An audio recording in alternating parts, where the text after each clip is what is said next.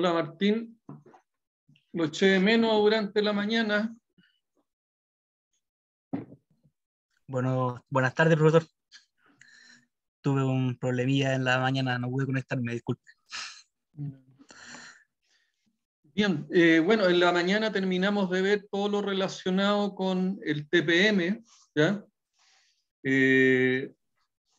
Donde básicamente explicamos todo lo relacionado con el tema de las pérdidas y partimos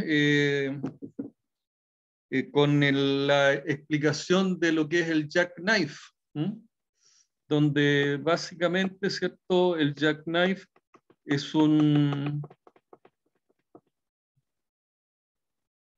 diagrama del tipo logarítmico, que sirve para clasificar las fallas que pueden presentar los componentes o los distintos modos de falla. Es así, ¿cierto?, que en el eje de las Y primero se separa el diagrama en dos partes. La parte inferior nos muestra en el eje de la Y lo que son las fallas cuyo tiempo medio de reparación o cuyo tiempo de reparación son inferiores al tiempo medio de reparar, ¿ya?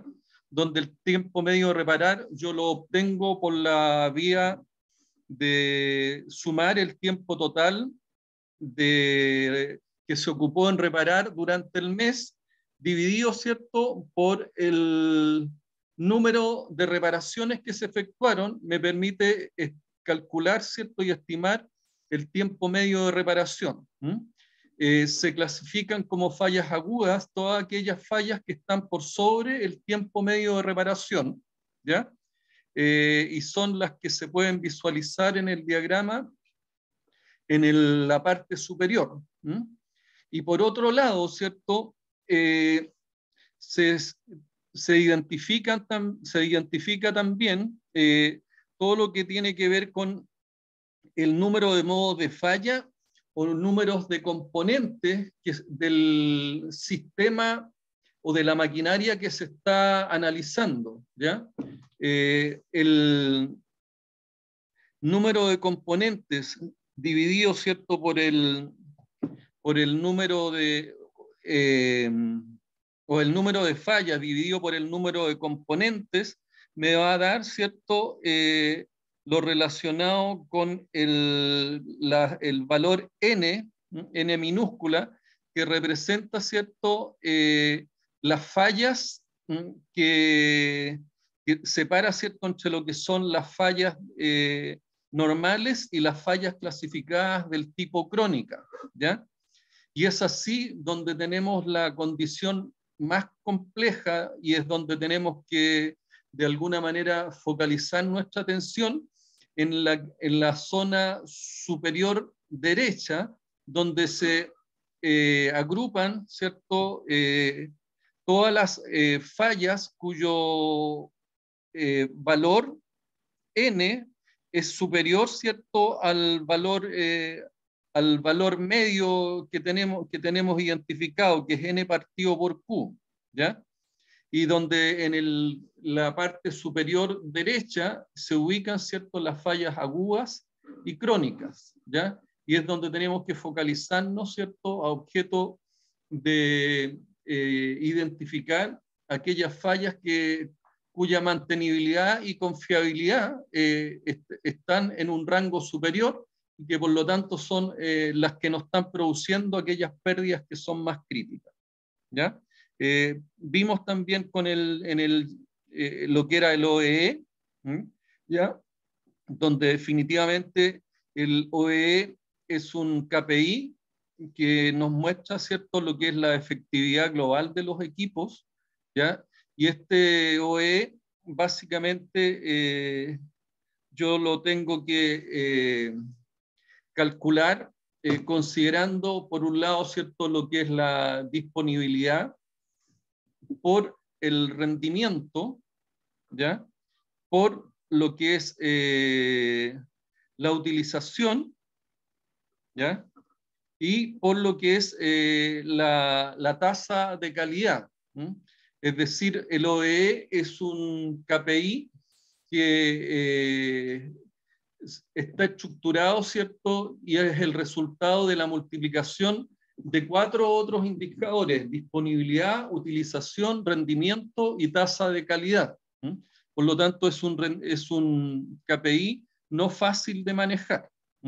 Yo en general no recomiendo mucho su utilización, donde el KPI, ¿cierto?, está conformado por la disponibilidad, donde la disponibilidad lo que nos muestra, ¿cierto?, e identifica son las pérdidas por tiempos muertos debido a fallas o averías de la máquina, o básicamente a lo que son los tiempos de preparación o de reconversión cuando nosotros vamos a iniciar, ¿cierto?, un producto nuevo.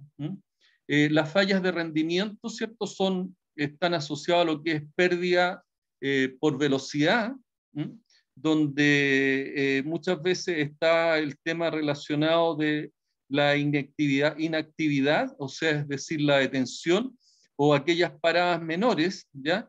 Y también lo relacionado con menores velocidades de operación, lo que evidentemente nos trae una baja de rendimiento desde el punto de vista de lo que es la utilización operativa de los equipos. Y finalmente, el tercer factor, ¿cierto?, a considerar son la calidad, donde las pérdidas de calidad son productos defectuosos que pueden generar pérdidas debido a que tienen que irse a chatarra, o estos productos defectuosos necesariamente requieren ser reprocesados. En ambas situaciones, ¿cierto?, tenemos el problema de que nos genera pérdida. El OEE identifica las principales pérdidas que pueden reducir la efectividad, ¿cierto?, de una máquina, ¿ya? Por lo tanto, son aspectos que sí debemos preocuparnos, pero este tipo de indicador utilizado, digamos, como uno solo, sí presenta dificultades en su interpretación cuando nosotros queremos buscar, ¿cierto?, la causa básica o la solución al problema que genera, ¿cierto?, un bajo valor en este indicador. Tenemos que un indicador promedio de la industria en relación al OEE está del orden de 30 al 45%, es decir, la multiplicación de lo que es la disponibilidad por la utilización, rendimiento y tasa de calidad nos da del orden en las empresas promedio entre un 30 a un 45%. Y en la realidad lo que uno espera, ¿cierto?, en las empresas de clase mundial, que nosotros lleguemos a valores del OEE del orden del 85%, es decir, alta disponibilidad, una alta utilización, un alto rendimiento y así también una alta tasa de calidad, de tal manera, ¿cierto?, que nosotros logremos minimizar lo que son las pérdidas en los procesos. ¿Ya? Para el TPM, la principal herramienta que nosotros utilizamos y que es la base de los 8 pilares del TPM son las 5S, donde las 5S contempla, ¿cierto?, aplicar lo que se llama la aplicación de estas 5S, es aplicar de manera ordenada o es aplicar esta metodología en base a 5 letras, ¿ya?, que están en japonés. La primera de ellas es Seiri, ¿ya? El Seiri se refiere a que yo debo clasificar. La clasificación consiste en dejar solamente las cosas que son útiles para lo que es el proceso que nosotros estamos mejorando, ¿ah?, y deshacernos de aquellas cosas que no resultan útiles, ¿no? Luego de la aplicación del Seiri, la segunda letra S se refiere a Seitón. Seitón básicamente lo que nos está señalando es que nosotros lo que recién clasificamos, cada cosa clasificada, le debemos dar un lugar. Y así también a cada lugar tenemos que asignarle una cosa, de tal manera de tener un orden, ¿cierto?, establecido en cuanto a la ubicación de las cosas que nosotros recién clasificamos. luego de clasificar y ordenar, nosotros tenemos que preocuparnos, ¿cierto?, de limpiar. Está representado, el limpiar está representado por la palabra en japonés que es seiso, ¿ya? Que significa que aparte de limpiar, nosotros tenemos que preocuparnos también de no ensuciar. Es parte, digamos, de la cultura. Un proceso limpio no es el que más se limpia, sino que es el que menos se ensucia. La cuarta S se refiere a lo que es el Seiketsuke. El Seiketsuke, o el Seiketsu. El Seiketsu lo que busca, ¿cierto?, fundamentalmente es estandarizar, es decir, lo que está limpio, debo mantenerlo limpio y establecer ese parámetro, ese estándar, ¿cierto?, como la condición normal del proceso. Y la quinta S, que hace alusión a lo que es disciplina y cultura, es el Chitsuke. Y el Chitsuke, ¿cierto?, nos señala que todo aquello, la forma de clasificar, la forma de ordenar, el limpiar y el establecer ciertos estándares de limpieza debe ser parte de una disciplina y una cultura, ¿cierto?, en lo que es la gestión de todos nuestros procesos. Aquí tenemos, ¿cierto?, algunos ejemplos de lugares limpios, segregados y ordenados, ¿ya? Como así también otros donde el orden puede conspirar y vemos, ¿cierto?, cables o mangueras que están tendidas en un pasillo y eso puede hacer, ¿cierto?, que se produzca un accidente con las pérdidas respectivas. Así también se muestran algunos almacenajes donde en un sector donde está todo bien ordenado y bien limpio, y también se muestra un hangar donde la cosa pareciera que no está del todo ordenado, ¿ya?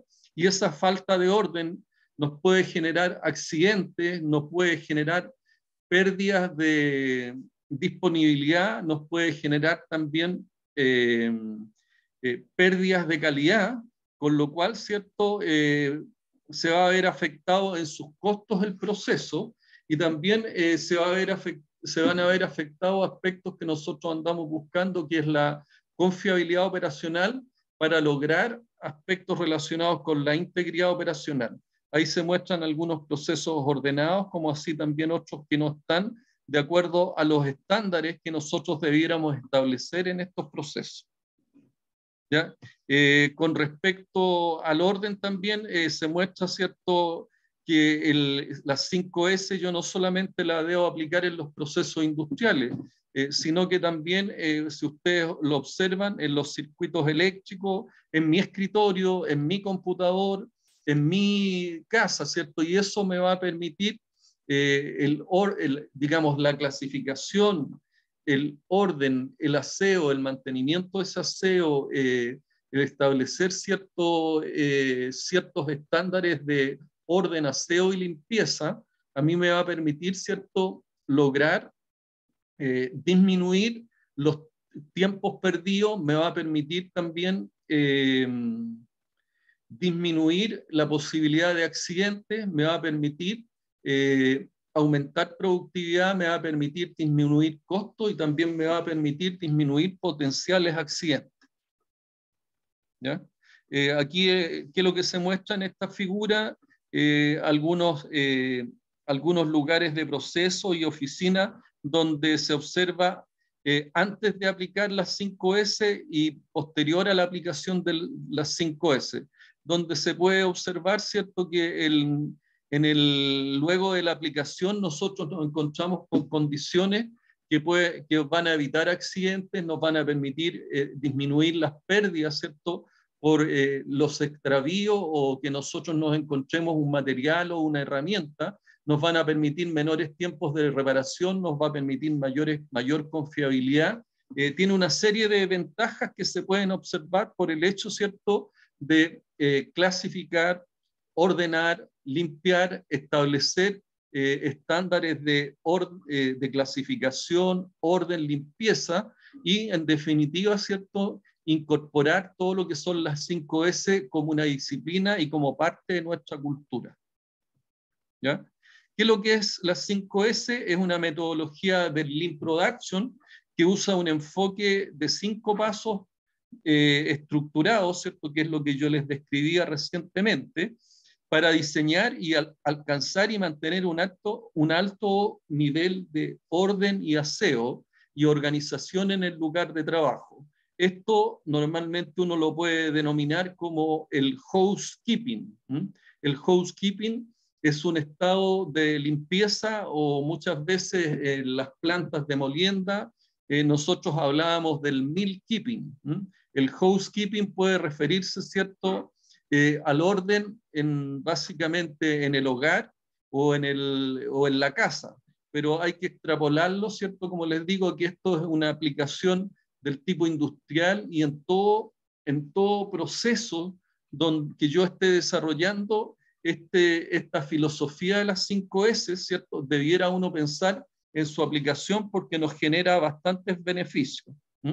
La metodología es la que está en estos 5 pasos, donde el clasificar, ¿cierto?, que es básicamente seleccionar lo que nos sirve y desechar lo que no nos sirve, que se identifica con la palabra SEIRI, que es la primera de las 5S.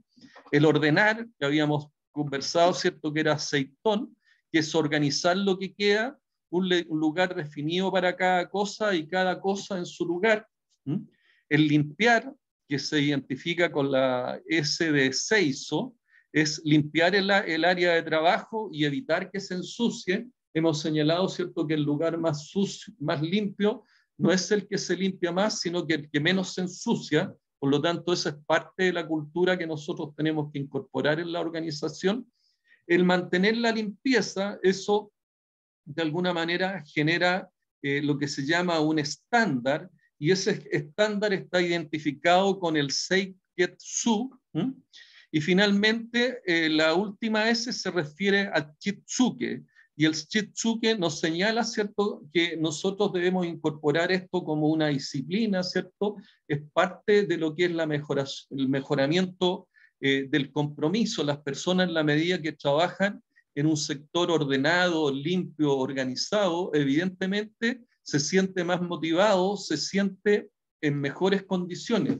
Y es aquí yo lo que les señalaba en la mañana a Pilar, en el sentido de que este mayor compromiso, ¿cierto?, esta mayor motivación se ve reflejado, por un lado, ¿cierto?, que va a ser una de las preguntas del certamen, en lo que es el mejoramiento de la confiabilidad operacional a través de lo que es el mejoramiento de la confiabilidad humana. Es decir, la confiabilidad humana tiene que ver básicamente con 3 aspectos: el conocimiento, que es el saber, las habilidades, que es el poder, ¿cierto?, y el querer, que está relacionado con la motivación o el compromiso que yo siento por el trabajo que estoy desarrollando.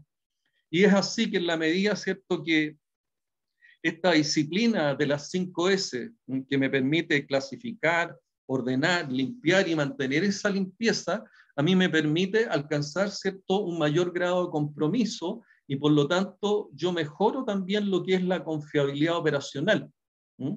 Y el lograr mejorar la confiabilidad operacional a mí me permite alcanzar, ¿cierto?, integridad operacional de los procesos. Es decir, yo puedo alcanzar resultados relacionados con el EBITDA, con sustentabilidad y sostenibilidad, con aspectos relacionados con los factores del HSEC y todo lo relacionado con lo que es la competitividad. ¿Cuál es la pregunta que pudiera salir? ¿Cómo usted relaciona, ¿cierto?, las 5S con lo que es la confiabilidad? ¿De qué manera las 5S contribuyen, ¿cierto?, a lo que es la confiabilidad operacional? Y lo que le señalaba también a Pilar en la mañana es cómo, ¿cierto?, el 5º pilar del TPM, la prevención del mantenimiento, puede contribuir a lo que es la integridad operacional y también a partir de lo que es la contribución que hace a lo que es la integridad operacional. Pueden ser preguntas de certamen que yo les pido que las consideran y hagan los análisis correspondientes. ¿Se entendió, Martín, Pilar? Sí, profesor. Martín. Sí, todo claro. ¿Ya? Sí, sí se entendió. Entonces, ¿qué persiguen las 5S? Mejorar las condiciones de trabajo, mejorar la motivación del personal y con ello, ¿cierto?, contribuir a la confiabilidad operacional y con ello, ¿cierto?, también a la integridad operacional, reducir pérdidas, gastos de tiempo y recursos, es decir, mejora lo que es la productividad, mejora la eficacia y mejora la eficiencia, reducir riesgos de accidente y pérdidas, ¿ya? Mejorar la calidad de producción y también disminuye lo que es la variabilidad de los procesos. ¿Ya? Algunos resultados obtenidos, ¿cierto?, con la aplicación de las 5S es una mejora en el 15% del tiempo medio entre fallas, un aumento del 10% en lo que es la confiabilidad de equipo, una disminución del 30% del número de accidentes y una disminución del 40% en lo que son costos de mantenimiento. ¿Ya? Dentro de algunos de los resultados también que uno puede observar en la parte relacionada con la perspectiva de calidad, donde vemos, ¿cierto?, que la competitividad se ve favorecida con aspectos de calidad de producto, calidad de servicio y precio. La productividad con respecto a lo que es eficacia o eficiencia. Aquí quiero, hubo una pregunta que me la hizo Francisco en la mañana. La diferencia entre eficacia y eficiencia es que en la eficacia yo puedo alcanzar niveles de resultado utilizando, ¿cierto?, los recursos que yo tenía planificado en un 100%, ¿ya? Y el caso de la eficiencia es que yo alcanzo los resultados, pero disminuyendo la cantidad de recursos que yo utilizo, ¿ya? O sea, tiene que ver en parte con un aspecto del tipo económico, donde se hace la diferencia entre lo que es la eficacia y la eficiencia, ¿ya? Espero que esto, digamos, quede como una mejor explicación a la explicación que vimos en la mañana con respecto a eficacia y eficiencia. Y espero, Pilar, ¿se entendió la diferencia entre eficacia y eficiencia? Sí. Martín. Sí, también. Ok, y podemos ver ciertos aspectos relacionados con la variabilidad en relación a los procesos que podemos, en los cuales podemos también identificarlos a través de lo que son las CIM y a través de lo que es la aplicación, ¿cierto?, del pensamiento estadístico que está asociado a estos aspectos de variabilidad. Y con respecto a las mejoras, ¿cierto?, nosotros mejoramos ostensiblemente aspectos relacionados con mantenciones preventivas y correctivas, y podemos también mejorar todo lo que son los diagnósticos dentro de la aplicación de lo que es el ciclo de Denning, del Plan, Do, Control y actuación, ¿cierto? El PHBA, que es el acrónimo en castellano y que básicamente son las mejoras que nos permiten y nos otorga lo que es el ciclo de Denning. Consultas hasta acá, que es en parte un resumen de lo que vimos en la clase de la mañana.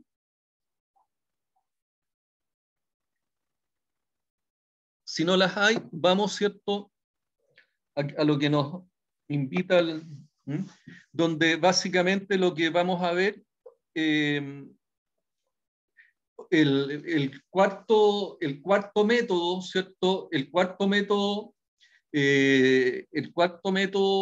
que nos permite a nosotros identificar tareas, nos permite desarrollar planificaciones de mantenimiento y también nos permite establecer estrategias de mantención.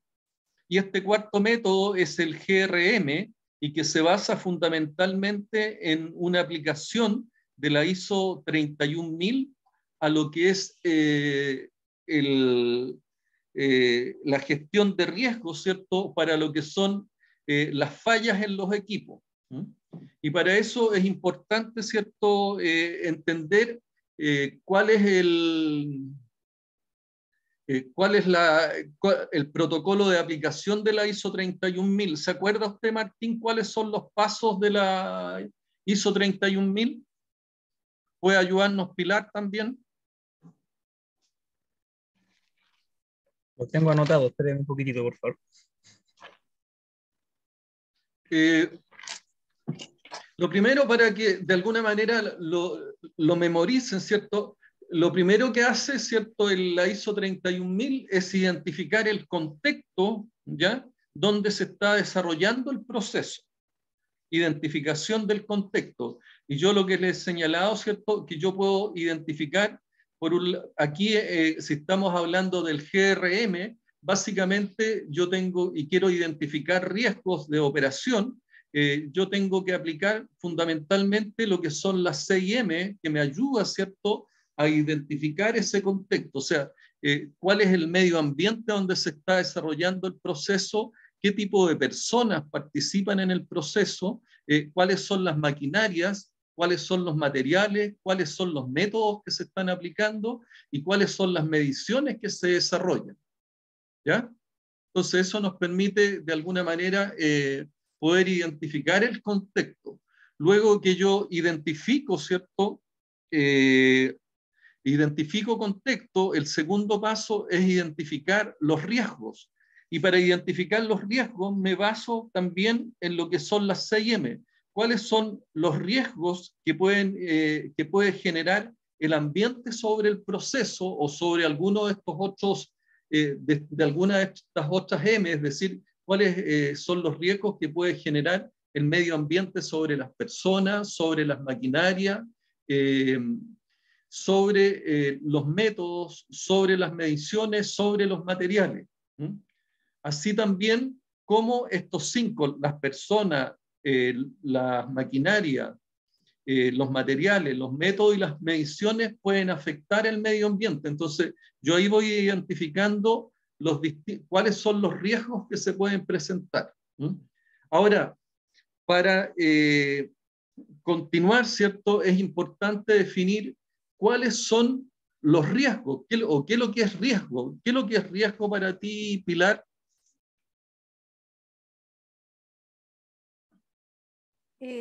Algo que puede tener algún efecto relacionado con temas monetarios, pérdidas y que afecte el HC. Bueno, los riesgos son, lo que tú estás señalando, son donde pueden haber consecuencias con respecto a los riesgos, porque tenemos riesgos que son operacionales, riesgos también financieros, riesgos que se denominan estratégicos, donde caen los riesgos relacionados con prestigio o riesgos legales. La realidad es que toda actividad donde yo quiera alcanzar un determinado objetivo tiene riesgos, ¿cierto? Actividades del tipo doméstica, actividades del tipo económica financiera, actividades del tipo productivas operacionales, ¿ya? Las cualquier tipo de actividad donde yo quiera alcanzar un objetivo va a tener algún tipo de riesgo, entendiendo, ¿cierto?, que el riesgo es la probabilidad que yo logre o no logre un determinado objetivo, y su logro o no logro, ¿cierto?, a mí me va a generar una consecuencia, ¿ya? Y esa consecuencia va a afectar, ¿cierto?, positiva o negativamente el proceso que yo estoy evaluando, el proceso en que yo estoy evaluando esos riesgos. Entonces, cuando estamos hablando de contexto operacional, yo tengo que identificar todos los riesgos, ¿ya? Es decir, todas las probabilidades y consecuencias que me pueden generar el desarrollo de las distintas actividades que se generan en un proceso operativo, ¿ya? Es decir, cómo el medio ambiente me puede generar riesgos, ¿cierto?, a la actividad productiva, así también cómo la actividad productiva me puede generar riesgos al medio ambiente, ¿ya? Entonces, una vez que yo hago una identificación de riesgo, donde en general ese es un trabajo que se desarrolla por la vía de lo que se llaman los brainstorming. Normalmente esta evaluación de riesgo a lo que se orienta es a tener un inventario de riesgos dentro de los procesos industriales. Y este proceso industrial yo después lo clasifico de acuerdo a sus niveles de criticidad. Y yo focalizo mi accionar en aquellos procesos, ¿cierto?, que son más donde yo pueda tener consecuencias que sean catastróficas o inaceptables. Es decir, yo focalizo mis actividades en aquellas actividades donde los riesgos puedan ser altos, ¿ya?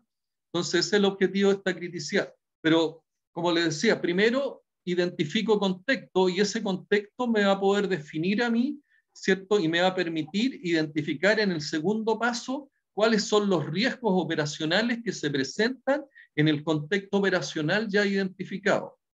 Luego que yo identifico y tengo un listado de riesgos asociado a cada una de las actividades que se desarrollan, ¿ya?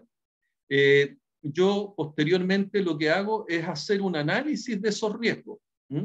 Ver cómo se presentan los riesgos, bajo qué condiciones se presentan esos riesgos, ver y también establecer cuáles son las consecuencias, ¿cierto? El que se ocurra una situación, con qué frecuencia se puede presentar ese riesgo, ¿ya? O con qué probabilidad se puede presentar ese riesgo. Es decir, hago todo un análisis asociado, ¿cierto?, a estas C&M que hemos mencionado. Luego del análisis, ¿cierto?, y teniendo analizado todos los riesgos, yo procedo a lo que es la evaluación de ese riesgo. La evaluación del riesgo yo la hago considerando siempre, ¿cierto?, que el nivel de riesgo es producto de la probabilidad por la consecuencia, donde la probabilidad es la probabilidad que yo alcance o no alcance un determinado resultado por efecto de ese riesgo que yo estoy analizando. Y la consecuencia es el nivel de afectación que va a tener, ¿cierto?, la ocurrencia o no ocurrencia de ese hecho que yo estoy analizando, ¿ya? Entonces, la gestión de riesgo, como le decía, se basa en la ISO 31000. La ISO 31000 tiene el protocolo que primero lo que hace es identificar contexto, ¿ya? Entonces me interesa que ustedes de alguna manera tengan en su mente estos 5 pasos que utiliza la ISO 31000. Una, que es identificar contexto. Segundo, identificar los riesgos. Tercero, analizar riesgos. Cuarto, ¿cierto?, es evaluar y jerarquizar, ¿ya? Yo evalúo los riesgos por la vía de la probabilidad por la consecuencia, y aquí vamos a ver algunas tablas donde nos va a permitir ver algunas metodologías de evaluación, ya que aquí no necesariamente se aplican, ¿cierto?, lo que son las probabilidades estocásticas que se utilizan en lo que es el RBM, el mantenimiento basado en riesgo, que nace en la industria petrolera. Este es el GRM, que es gestión de riesgo en mantenimiento, que se basa en la ISO 31000 y que puede utilizar lo que son probabilidades o consecuencias, probabilidades o frecuencia. Y para efecto de las consecuencias, yo puedo considerar, ¿cierto?, lo que son las consecuencias o el impacto que tiene ¿cierto?, el hecho que ocurra un determinado evento o no ocurra ese evento que nosotros estamos mencionando. Luego de jerarquizar y evaluar, yo genero, ¿cierto?, las condiciones, desarrollo las actividades necesarias, ¿cierto? Y aquí viene, ¿cierto?, la aplicación muchas veces de lo que es el FMEA o el FMECA, que establecía cuáles son las funciones. Tengo que identificar lo que son las fallas y de qué modo pueden fallar y cuál es la causa raíz de ese modo de falla, de tal manera de establecer cuáles son las actividades que yo debo desarrollar, las tareas, ¿cierto?, que yo debo desarrollar, y así al mismo tiempo generar una planificación integral a través de lo que es un plan matriz de mantenimiento, y luego de tener ese plan matriz de mantenimiento también generar y desarrollar lo que es la estrategia de mantenimiento necesaria para la empresa, a objeto que la empresa logre y alcance los resultados con la confiabilidad necesaria, la confiabilidad operacional necesaria, y con resultados que tengan en cuenta, ¿cierto?, los aspectos relacionados con integridad operacional, es decir, resultados que consideren el EBITDA, la sustentabilidad, la sostenibilidad, los factores del HSEC y la competitividad. ¿Ya? Entonces, eso es la aplicación, digamos, es lo fundamental en lo que es la aplicación del GRM, que lo vamos a desarrollar ahora a continuación. Si hay algo que no hayan entendido, lo vamos a aclarar en el transcurso del despliegue de las siguientes slides. ¿Ya? El marco teórico de gestión integrada de riesgo, básicamente hay que tener claro, ¿cierto?, y diferenciar lo que es el peligro del riesgo. El peligro, ¿cierto?, es la condición inherente y propia de cada proceso o de cada sistema, de que existen ciertas condiciones, ¿cierto?, que a mí me pueden impedir alcanzar un resultado, ¿ya? Es decir, el riesgo hacia las personas que está presente ahí en esa gráfica, si ustedes se fijan, el riesgo inherente y propio es que la serpiente logre inocular, ¿cierto?, a través de morder a la persona que está al lado con su veneno. Entonces, si uno lo ve, ¿cierto?, el peligro está presente, ¿ya? Y ese peligro inherente que es propio del contacto entre la persona y la serpiente está siempre presente. Lo mismo, los peligros que existen en la empresa, ¿cierto? Porque hay peligros debido a altas temperaturas, hay peligros debido a caídas de distinto nivel, hay peligros debido, ¿cierto?, a las altas presiones que se manejan, a las altas potencias, ¿ya? Pero ese peligro, que es inherente y propio del proceso, yo lo administro por la vía de lo que es la gestión de riesgo, ¿ya? Y pasa primero por identificar ese contexto operacional, por identificar estos riesgos inherentes propios de ese contexto operacional que estamos analizando, por hacer un análisis de esos riesgos. Entonces, ¿qué es lo que vemos? El ejemplo, ¿cierto?, que se muestra ahí, una serpiente, si llega a morder a una persona, va a inocular un veneno, ¿cierto?, con el riesgo, ¿cierto?, de muerte de la persona, o el que le pueda generar algún efecto con consecuencias graves para lo que es su salud. Ahora, el riesgo, ¿cierto?, o el peligro lo tenemos identificado, ¿cierto?, y establecido el nivel de peligro, yo tengo que generar las condiciones o el desarrollo de una gestión de riesgo que a mí me permita, ¿cierto?, que se desarrolle la actividad.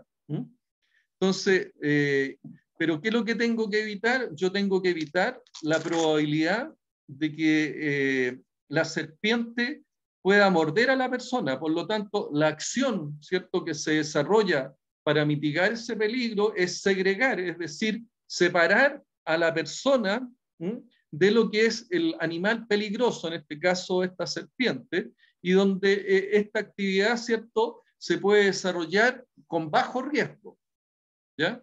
Es así también en los procesos industriales, donde está presente el peligro, ¿ya? Pero ese peligro yo lo tengo que administrar por la vía de lo que es gestión de riesgo, y que lo que tengo que evitar, ¿cierto?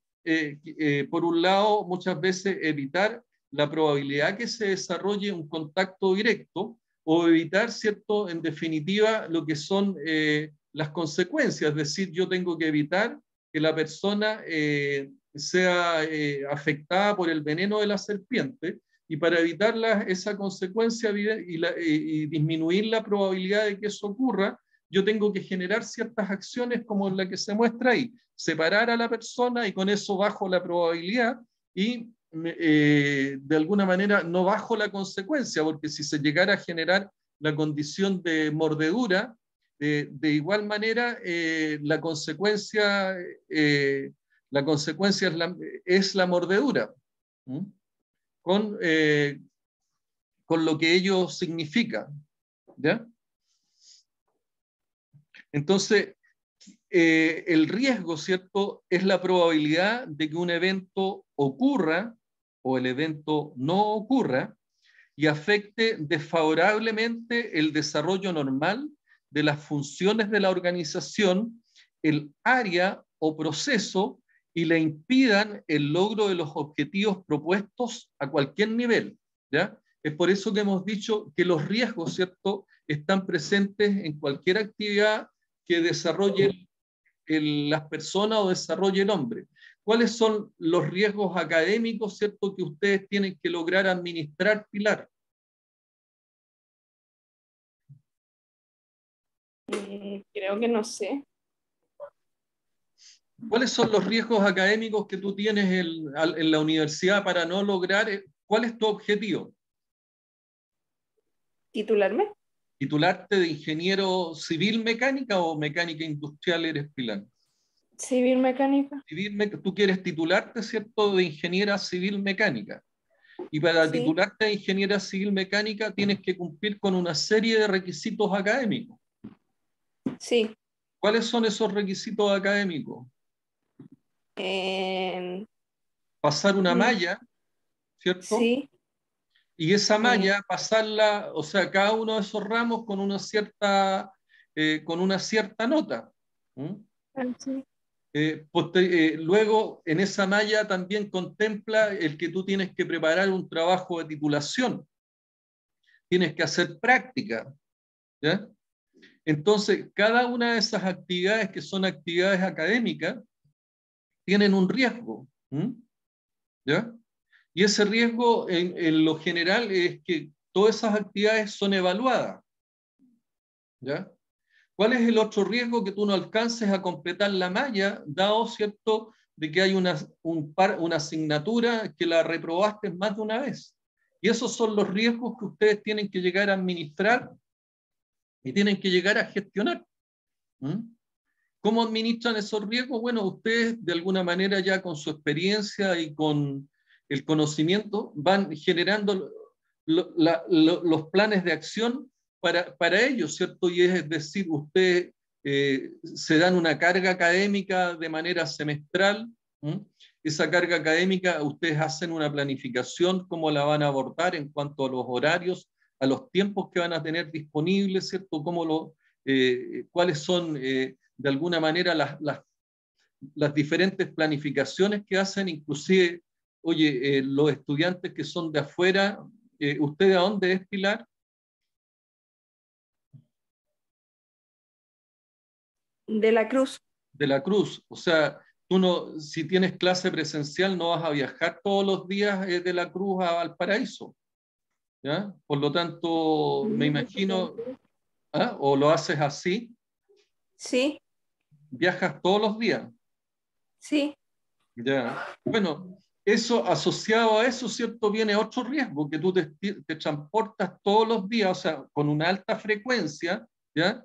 Y con un largo tiempo de traslado, lo que te lleva, ¿cierto?, a tener una mayor probabilidad de que tengas algún tipo de percance, es decir, algún tipo de riesgo en el trayecto que va a complicar de alguna manera que tú llegues a clase o que tú cumplas, ¿cierto?, con tu carga académica de acuerdo a ciertos estándares que se exigen, porque tú tienes que cumplir con notas, ¿cierto? En algunos ramos se exige una cierta presencialidad, entonces es ahí donde uno va de alguna manera identificando los riesgos y va viendo, ¿cierto?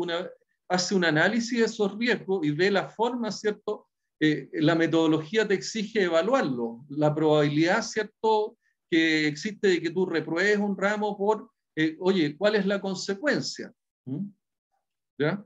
En algunos ramos, ¿cierto?, las consecuencias son más graves, dado que una segunda oportunidad muchas veces se hace más complejo aprobar el ramo, ¿ya?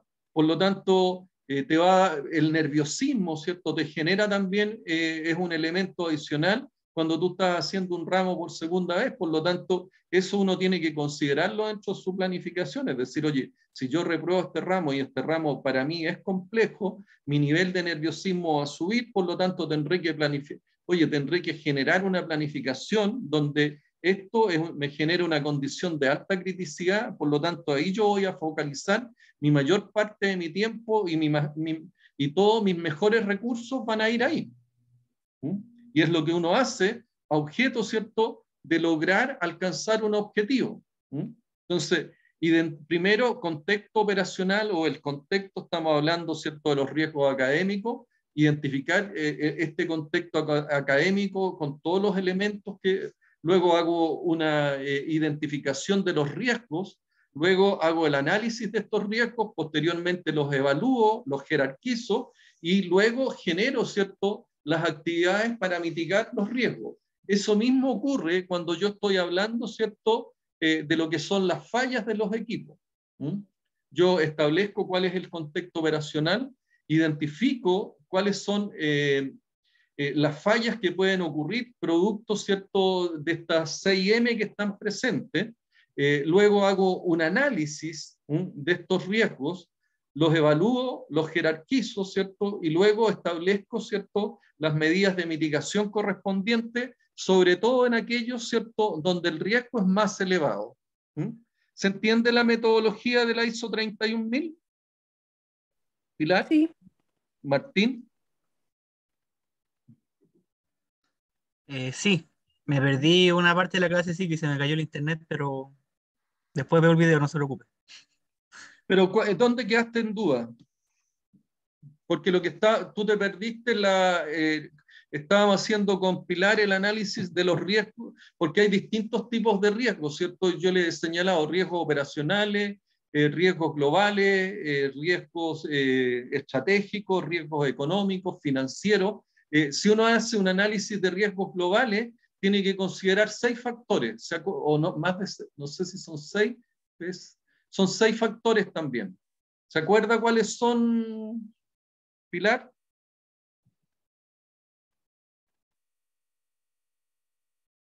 Para los riesgos operacionales, yo me baso en lo que son las 6M. Y para los riesgos globales, ¿se acuerdan qué es lo que utilizo?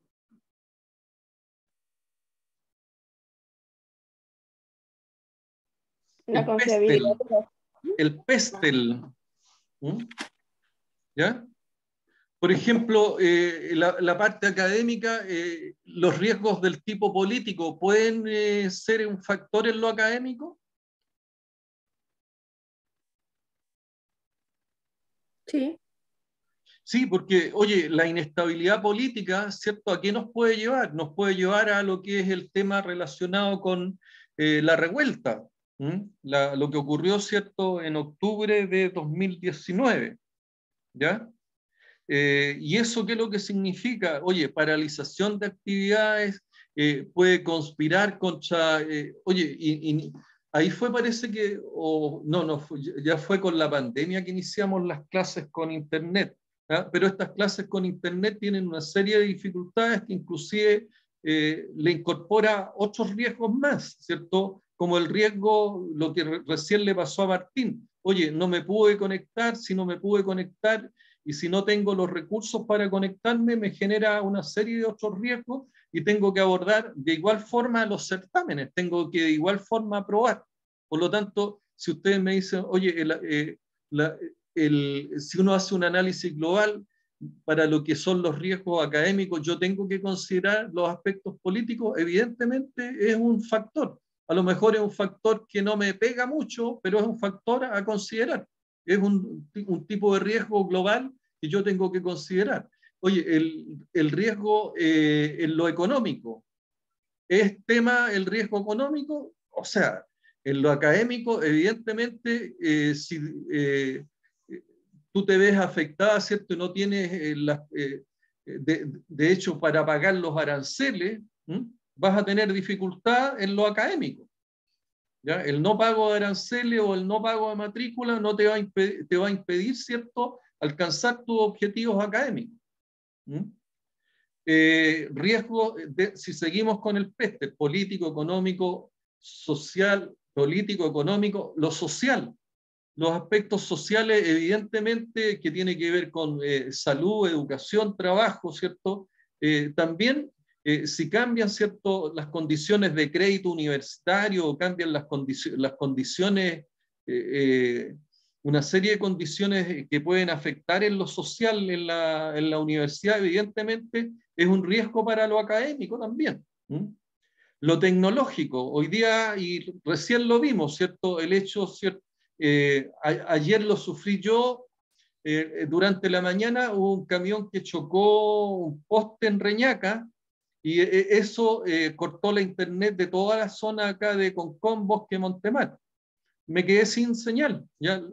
Afortunadamente tenía en el celular, tenía un plan decente que me permitió conectarme por la vía del celular. Pero de otra forma, ¿cierto? Lo tecnológico me genera efectos y me puede afectar en lo académico. Lo medioambiental, el medio ambiente donde yo estudie, el medio ambiente donde yo trabaje, ya sea, si considero el ambiente de trabajo solamente, digamos, el ambiente, digamos, el ambiente laboral, el ambiente social, o el ambiente, el ambiente físico, es decir, cómo me puede afectar el clima, el polvo, las condiciones físicas del medio ambiente, pero yo tengo ambientes sociales, ambientes culturales, ambientes laborales, que debo considerar también, y pueden ser, ¿cierto?, un factor de riesgo, porque digamos, el medio ambiente afecta, dependiendo del contexto operacional, el ambiente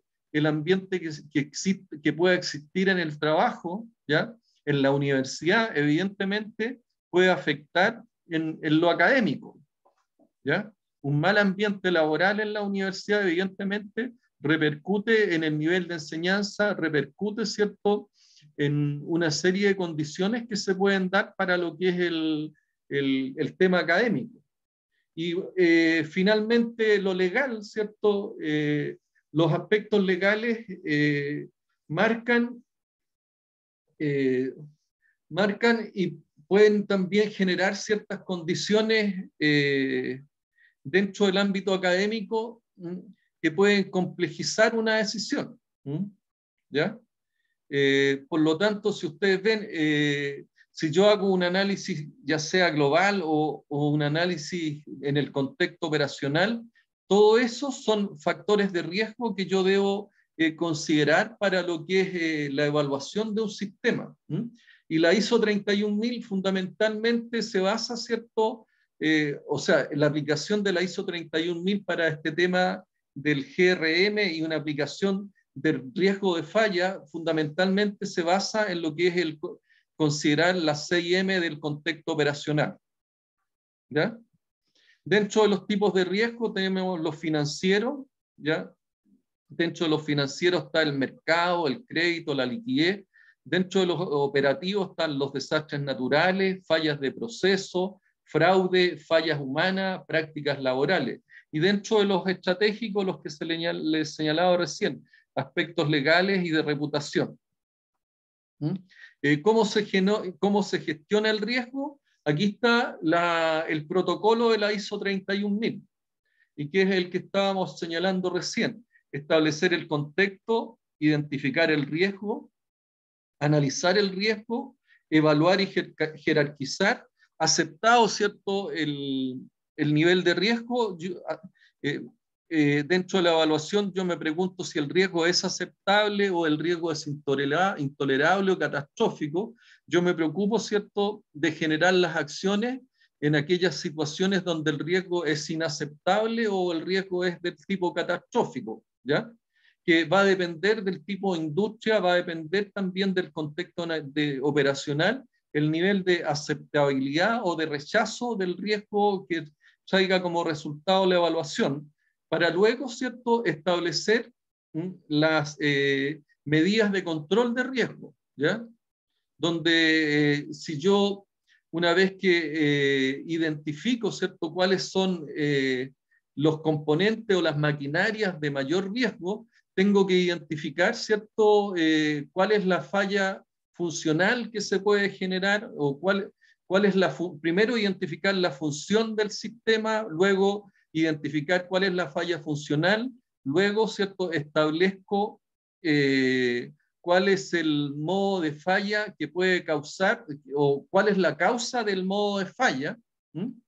Y eso me va a permitir, una vez que yo establezco cuál es la causa básica del modo de falla, yo desarrollo, ¿cierto?, con otros conocimientos que vienen producto de la experiencia o producto del conocimiento que pueda adquirir, ¿cierto?, las medidas de control para que en definitiva yo tenga administrados esos riesgos, ¿ya? Que es el tratamiento y control que se habla al final. Paralelamente, ¿cierto?, a la aplicación de este protocolo aparecen algunas acciones que son de comunicación y consulta, es decir, yo estos inventarios críticos, estos inventarios críticos, este análisis de contextualidad, la identificación de esos riesgos, yo normalmente tengo que estarlos comunicando, ¿cierto? Y tengo que también establecer ciertos niveles de consulta para ver, ¿cierto?, que tienen el comportamiento que yo ando buscando. Y al mismo tiempo, ¿cierto?, que tengo que establecer condiciones de monitoreo y revisión, ¿ya?, de manera permanente y constante. ¿Qué es lo que es la gestión de riesgo? Es un proceso que es sistemático, es lógico, que se orienta a lo que es la mejora continua, es holística, o sea, es decir, toma el contexto operacional global y también muchas veces, si es necesario, toma el contexto operacional y muchas veces, si es necesario, también el contexto global. Es transversal porque el control de riesgo es una responsabilidad de todos nosotros, de todos los que participamos. Y cómo yo hago lo que es la administración del riesgo.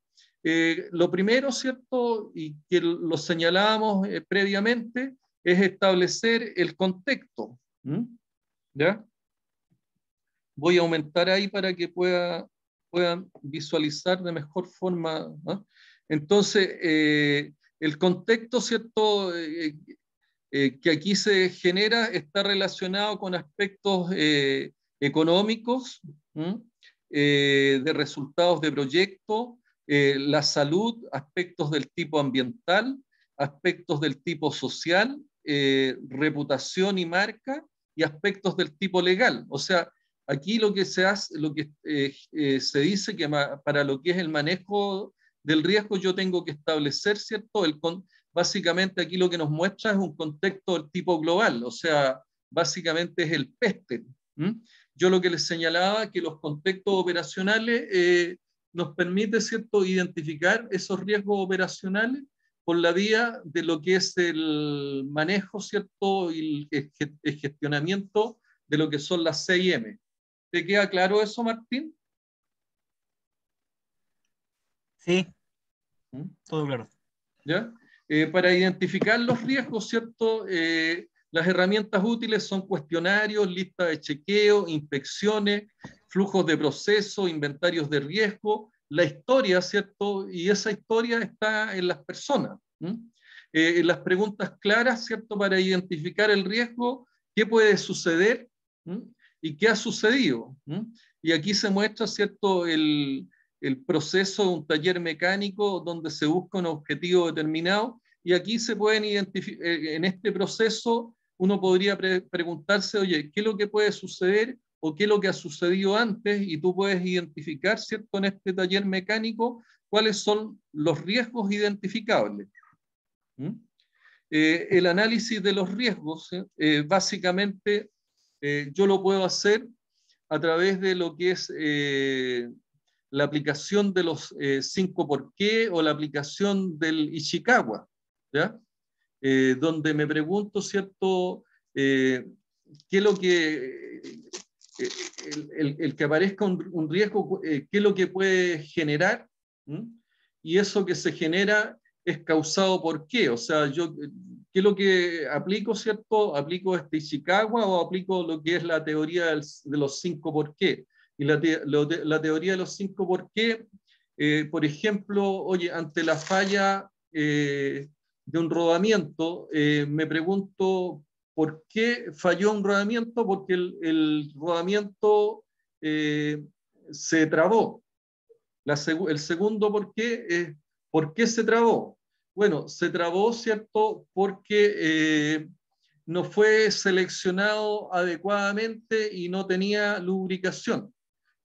¿Por qué fue seleccionado inadecuadamente? Porque no estaba considerado, ¿cierto?, como un repuesto crítico dentro de los planes de mantenimiento. ¿Y por qué no estaba considerado como repuesto crítico dentro de los planes de mantenimiento? Bueno, porque los especialistas no tenían el nivel de competencia suficiente, ¿cierto?, para identificar la importancia que tiene la falta de lubricación en un rodamiento. ¿Ya? Entonces, ahí tú llegas a lo que se llama la causa básica, ¿ya? Que es la falta de competencia de las personas. Por lo tanto, el plan de acción se orienta a capacitar y, en definitiva, a tener en el plan matriz, ¿cierto?, el tema de la importancia de la lubricación de los rodamientos. Y el Ishikawa, ¿cierto?, es incorporar las 6M e identificar, ¿cierto?, y analizar cada una de las, y buscar básicamente cuál es la causa raíz que tiene cada una de las fallas asociadas, ¿cierto?, ya sea a maquinaria, medio ambiente, mano de obra, materiales, método, medición. ¿Ya? Para evaluar los riesgos, nosotros utilizamos lo que es la probabilidad también con lo que es el impacto. Y generamos, ¿cierto?, básicamente una matriz de riesgo donde en rojo, ¿cierto?, nosotros encontramos que es lo que aparece en rojo, lo logras identificar, ¿cierto, Martín? En la matriz que está superior al centro. Disculpe, ¿qué diapositiva está mostrando? La evaluación evaluar riesgos. Por alguna razón, estoy viendo la de manejo de los riesgos. Espérate, déjame devolverme, salirme. Ahora cambió a analizar los riesgos. Ay, claro, ahí aparece la espina de pescado y Ishikawa. Y ahí aparece el evaluar los riesgos, ¿no? Evaluar, ahora sí. Ya. Me avisas si no avanza, si te resulta incoherente lo que estoy hablando con la slide correspondiente. Sí, es que recién me di cuenta, disculpe. Ya. Estaba Entonces, anotando. la evaluación de riesgos, si tú te fijas, se hace considerando, ¿cierto?, la probabilidad de ocurrencia o no ocurrencia de un determinado hecho por el impacto o la consecuencia. ¿Ya? En este caso, ¿cierto?, aquí se muestran en rojo los riesgos que son del tipo catastrófico, donde es el resultado de la multiplicación de la probabilidad por el impacto. Entonces, los que están en rojos son catastróficos. Los que están en naranja, que ahí no aparecen, debieran ser inaceptables. Los tolerables están en amarillo y los aceptables están con verde. Entonces, ¿qué es lo que hacemos nosotros? Es que utilizamos técnicas que son cuantitativas, que permiten considerar el impacto y eso permite priorizarlo con el fin de estructurar los pilares en que se debe concentrar la gestión. Es decir, nosotros identificamos cuáles son, ¿cierto?, estos elementos, estas maquinarias, estos repuestos, estos equipos que son más críticos. Entonces, para evaluar los riesgos, yo utilizo lo que es la probabilidad o la consecuencia. ¿Ya? De igual forma, ¿cómo se hace la evaluación en el RCM? De igual forma. De igual Okay. forma. Aquí tú tienes probabilidad y cuál es los distintos la probabilidad, ¿cierto? Y está el factor asociado a la probabilidad. Si la probabilidad o frecuencia, si la situación es casi cierta, yo tengo un valor, ahí debiera ser un valor 100, ¿ya? Si es probable, un valor 30. Si es posible, un valor 10. Si es improbable, un valor 3. Si la situación o la probabilidad es muy rara vez ocurre, yo tengo un valor 1. ¿Ya?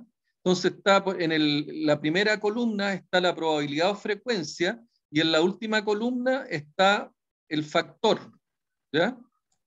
Eso, ¿cierto? Si yo lo considero en esta matriz y veo en la parte superior de manera horizontal la gravedad o la consecuencia, donde tengo que la gravedad va de baja consecuencia a consecuencias críticas, la baja, ¿cierto? Si yo me voy al factor, está asociado al valor 1, la menor está asociada al valor 3, la moderada al valor 10, la importante a un valor 30 y la crítica a un valor 100.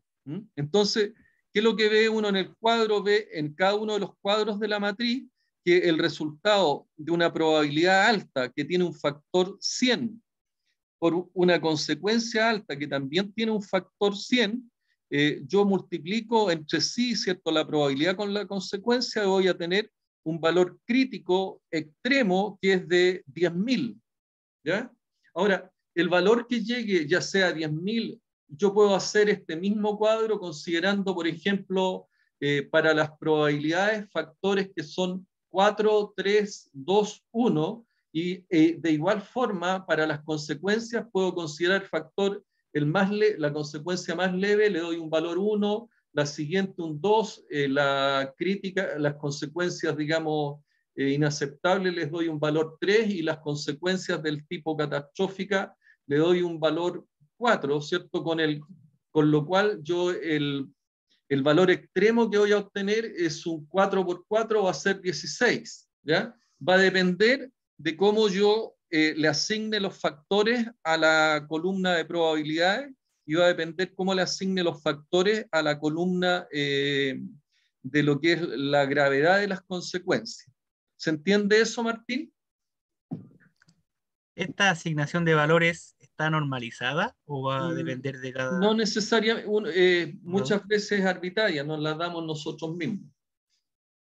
Ok. ¿Ya? Para lo que, bueno, aquí aparece otra propuesta, ¿cierto? Que es con lo mismo, donde aparecen, ¿cierto? Los valores, nivel de severidad, el nivel de severidad asociado, ¿cierto? En este caso a lo que es en relación a aspectos económicos del BAN asociado a dinero, ¿cierto? Donde te dan un valor de dinero, ¿ya? Te dicen el nivel de severidad A, ¿cierto?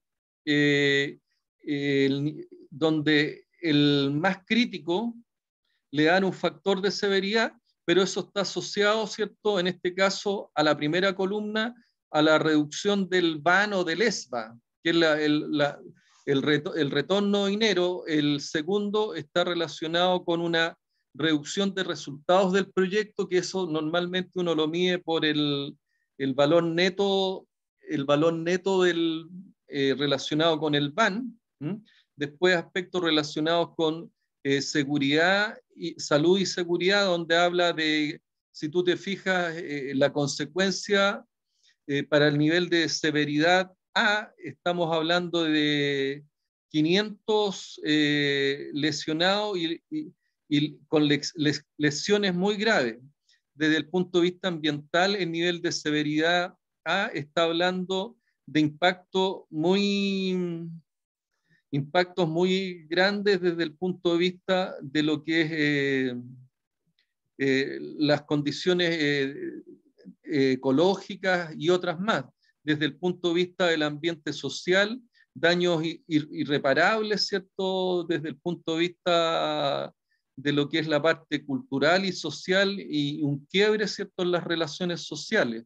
Reputación, una censura internacional prolongada y desde el punto de vista legal, pues posible encarcelamiento para ejecutivos o muy altas o muy altos niveles de multas que pueden estar asociados, ¿cierto?, a los aspectos del tipo legal.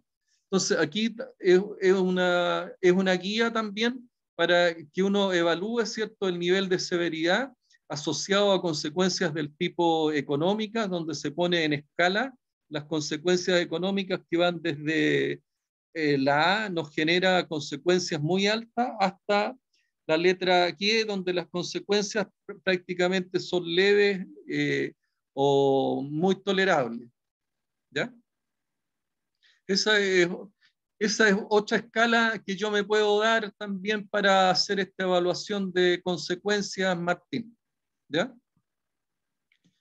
Aquí hay otros ejemplos, ¿cierto?, del punto de vista de evaluación de riesgo, donde uno está viendo lo que es la probabilidad, y aquí aparece el concepto de cual y cuantitativo, la probabilidad que ocurre casi seguro, ocurre con frecuencia, yo le doy un factor 10, que es probable, fácilmente podría ocurrir, le doy un valor 3, posible, podría ocurrir y ha ocurrido acá en otros lugares, le doy el valor 1, poco probable, le asigno un valor 0,3 y raro, le asigno un valor 0,1.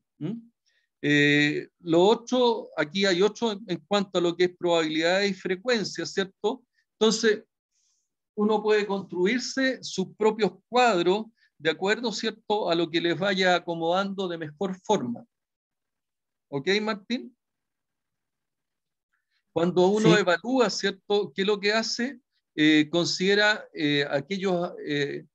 aquellos riesgos que pudieran resultar intolerables para la organización y que necesariamente requieren, ¿cierto?, que nosotros hagamos una intervención, porque no es posible, ¿cierto?, que nosotros tengamos riesgos de falla que nos generen una condición que sea catastrófica o del tipo intolerable.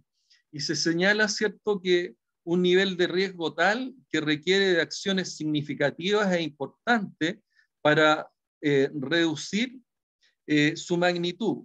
Si estos riesgos no pueden ser reducidos a un nivel ALAR, que es un nivel, el ALAR es el nivel aceptable por la organización o tolerable, los objetivos del proyecto y la filosofía de operación deben ser revisadas a fondo por la gerencia. O sea, es inaceptable que nosotros nos encontremos, ¿cierto?, con riesgos de fallas que sean del tipo intolerable. Las ALAR son aquellos riesgos de falla consideradas como tolerables o aceptables, ¿ya? Se debe hacer el esfuerzo para lograr hasta donde sea posible, sin incurrir en costos que sean desproporcionados respecto del beneficio obtenido, las reducciones adicionales del riesgo. Es lo que te dice, ¿cierto?, que lo que estén dentro del rango aceptable, uno considerando lo que es costo-beneficio, debe considerar llevar esos riesgos que estén clasificados como ALAR, ¿cierto?, a mejores niveles de riesgo siempre y cuando sea económicamente aceptable. Y los riesgos clasificados como tolerables es un nivel de riesgo tan bajo que no requiere de acciones para reducir aún más, pero que será monitoreado en terreno, ¿cierto?, usando su sistema de gestión. ¿Ya? Entonces, esas son las evaluaciones y las condiciones que nosotros consideramos para nuestra actuación en estos riesgos. ¿De qué manera tratamos los riesgos? Nosotros podemos tratar estos riesgos, en primer lugar, eliminando, ¿cierto?, la condición que genera el riesgo. Si nosotros nos vamos, ¿cierto?, a la situación del ejemplo que dimos de la niña con la serpiente, ¿cómo podemos eliminar el riesgo ahí, Martín?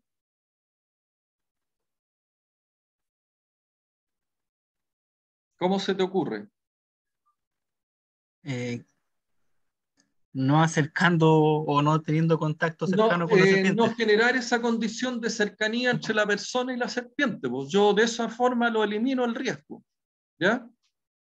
Pero muchas veces esa condición no es la deseada, porque, por ejemplo, los riesgos de transporte que tú tengas de tu casa, ¿cierto?, a lo que es la universidad. ¿Cómo eliminas los riesgos asociados al transporte de ellos?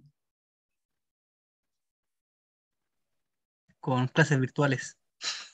Clases virtuales o no transportándote, pero tampoco es la condición más deseable, ¿de acuerdo? Porque si tú me dices la universidad necesita de ese contacto, necesita de la acción presencial, de la conversación, de la reunión, del intercambio, de mirarnos las caras, de pararnos de cerca, ¿cierto?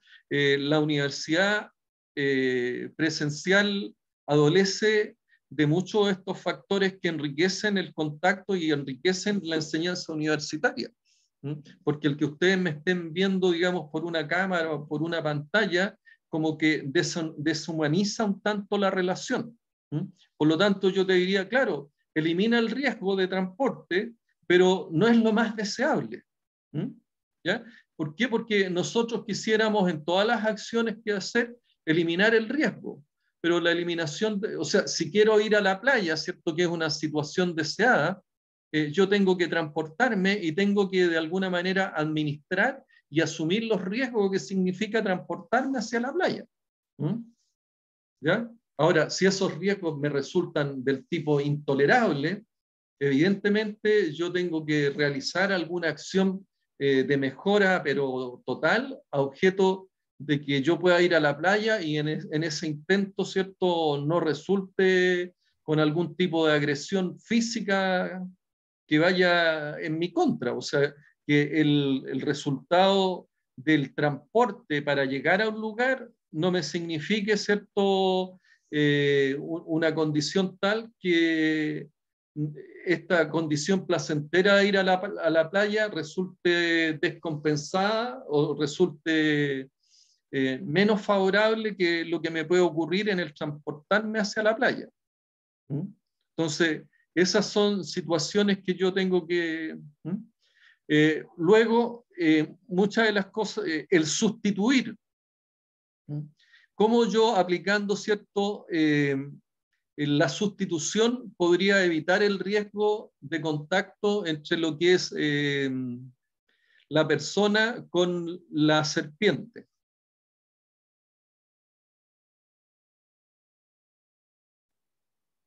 ¿Sustitución de qué? O sea, no entiendo a qué se refiere. El concepto, en vez de lo que tú me estás diciendo, en vez de lo que me decías en relación a la clase presencial, si yo quiero sustituir el riesgo, ¿cierto?, del contacto de la persona con la serpiente, lo quiero, para sustituir ese riesgo, ¿cierto?, ¿qué es lo que hago? En vez de colocar la serpiente dentro de una vitrina, como es el caso que se hizo, ¿cierto?, para segregar, para separar, yo lo que podría sustituir la vitrina por una cámara de televisión y mostrar la serpiente por la vía de una pantalla de televisión. Con lo cual, ¿cierto?, definitivamente yo elimino ese riesgo. También Claro, puedo ¿cómo eliminar sería sustituir la estrategia o el método de... lo que tú quieras, ¿ya? Lo que tú quieras, pero yo puedo ocupar la sustitución como una forma, ¿cierto?, de mitigar el riesgo.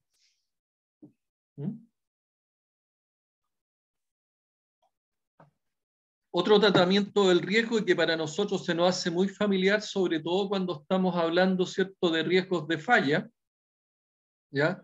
En que nosotros, cuando hablamos, ¿cierto?, del mantenimiento predictivo, si yo no tengo una tarea del tipo predictiva, yo la puedo sustituir por una tarea del tipo preventiva. Ahí tengo un ejemplo de sustitución.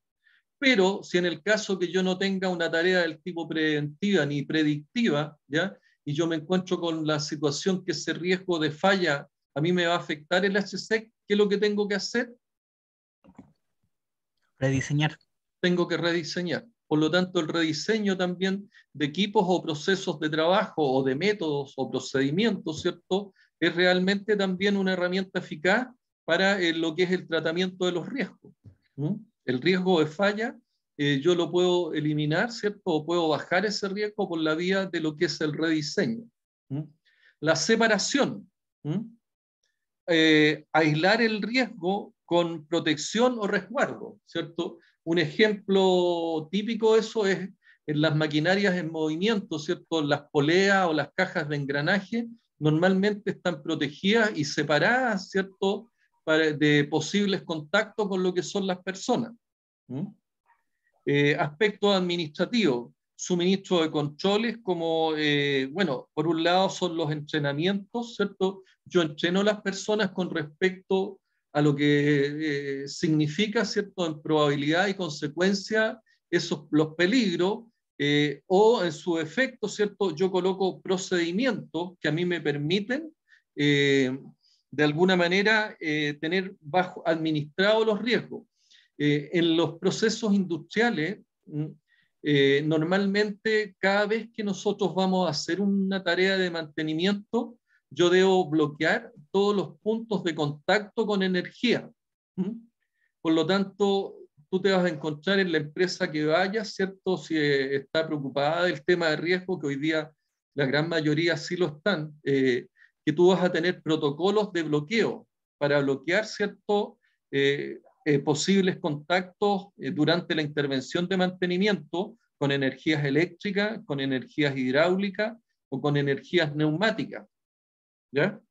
¿Por qué? Porque son riesgos que son riesgos que resultan intolerables o catastróficos. ¿Ya? Cada vez que yo tenga estos riesgos intolerables o catastróficos, en conjunto con tomar acciones de eliminar, sustituir, rediseñar o separar, o algunas, yo lo que hago, ¿cierto?, es establecer procedimientos de operación, ¿ya? Para todos aquellos riesgos que son de carácter intolerable o inaceptable, yo tengo que establecer procedimientos de operación y de mantenimiento. Y dentro de esos procedimientos de mantenimiento aparecen estas actividades que son de bloqueo, ¿ya? Por ejemplo, dentro de las operaciones y sobre todo en la minería, uno de los procesos más complejos es el de tronadura o de explosión, ¿ya? Que es para remover el material, ¿cierto?, que posteriormente será transportado hacia las plantas.